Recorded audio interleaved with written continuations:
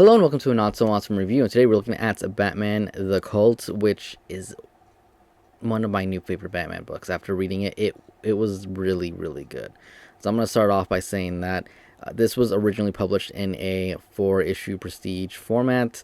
So I don't know about the paper quality in there, but this paper quality isn't the greatest. It's not my favorite kind. It's a little newspapery. It's not shiny, it's not printed glossy or nothing like that. It's definitely like a matted, type of paper. You can it feels more like if you're reading a trade paperback novel than a comic book. At least nowadays. I know that the Nightfall issues have that, the big trades. So it's definitely a way for them to save money. It is a pretty long book. I'm not really sure how many pages, but you can kind of tell just by kind of looking at it. It's a pretty long book. I'm just see it doesn't actually say in the back, but it was originally 4 prestige issues, and those are usually around 60 or so pages. So do the math. It's longer than a regular. I don't want to say it's longer than a New 52 book, but it feels like it could just be the paper quality is slicker. I don't know, but it is definitely something that is worth the read. So the story starts off with kind of it looks almost like a flashback, but we find out later it's more like a hallucination of Bruce discovering his own house, being confused on why it's there, why it's on the Wayne property, and then eventually finding the cave. He like starts off as a kid and ends up as an adult, and we see him murder the Joker. Now, like I said, it's like a hallucination dream going on, and he wakes up and we find out that he's actually been captured by this cult run by a man last name Blackfire, I believe.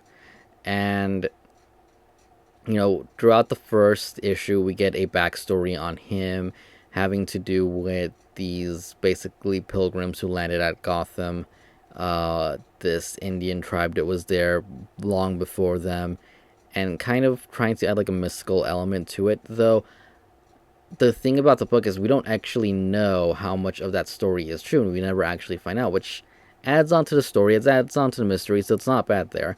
But basically, this cult is trying to rid Gotham of criminals. It's going after bad guys and murdering them, and they're trying to convert Batman.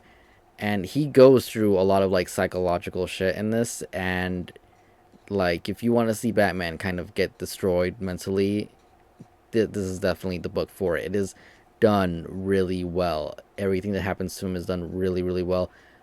He definitely questions himself. It kind of reminds me of the Jekyll and Hyde story that I did a few days ago, where they try to see, what would happen if Batman turned evil. I'm not saying that that's what happens here, but he did go through a little bit of psychological stuff here, but in the Jekyll and Hyde story, but in here he really goes through it, and it lasts almost the entire 4 issues, the entire trade. He is kind of questioning himself. He's questioning everything. He's not fully himself, even when he kind of is more Batman, more back to normal. He really isn't, even up to the very end.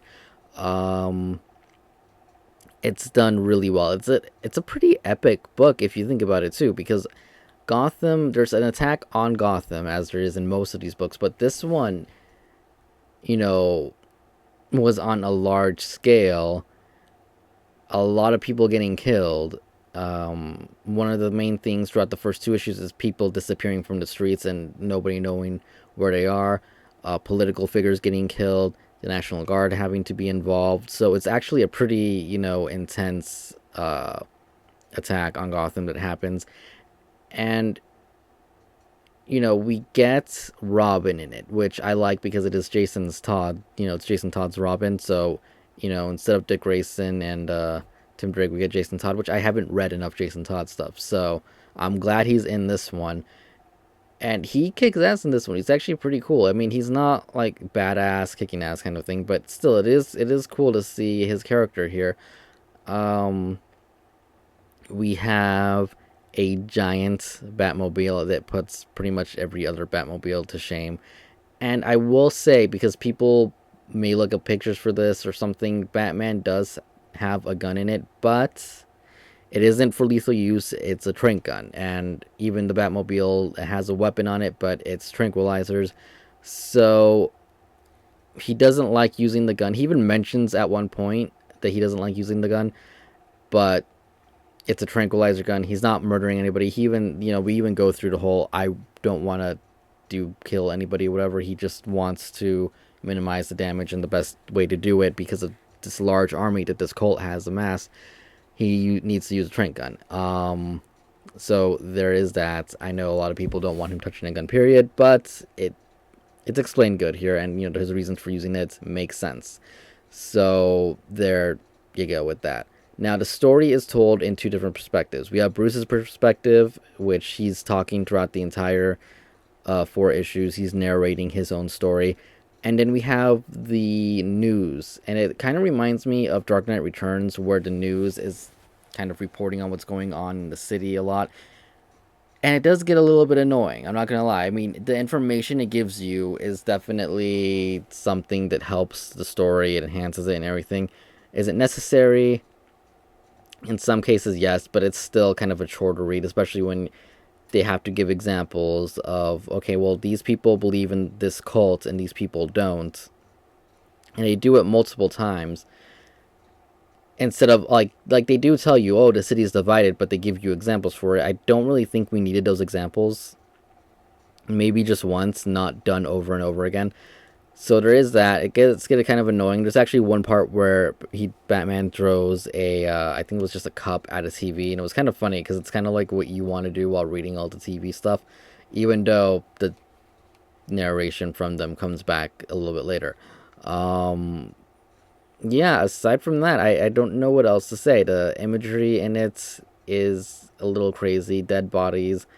Definitely there is a part where Bruce hallucinates or dreams something involving his parents, and it's pretty disturbing the way he imagines them.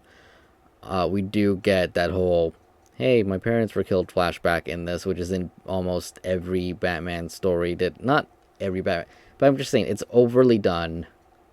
That's my other complaints about this, aside from maybe the paper quality. Other than that, I highly recommend The Cult. It is a very, very good book. 5 out of 5. I know I have my complaints on it, but it is just that good. I really do think everybody should read this book. The writing was done really well. The villain, man, it's hard to say because of how it ends, but the villain does it. He seems like a good villain. He's at trying to do good. At least that's what it seems like, and we'll just have to read the rest of it to find out. But I liked his character. I like the idea of it, and the fact that Batman really does get, he gets messed up in this really bad psychologically, and it's good. It's good. So that is my review for The Cult. So hope you guys enjoyed it. If you did, hit the like button, comment down below, subscribe for more, and I will see you guys later. Thanks for watching. Goodbye.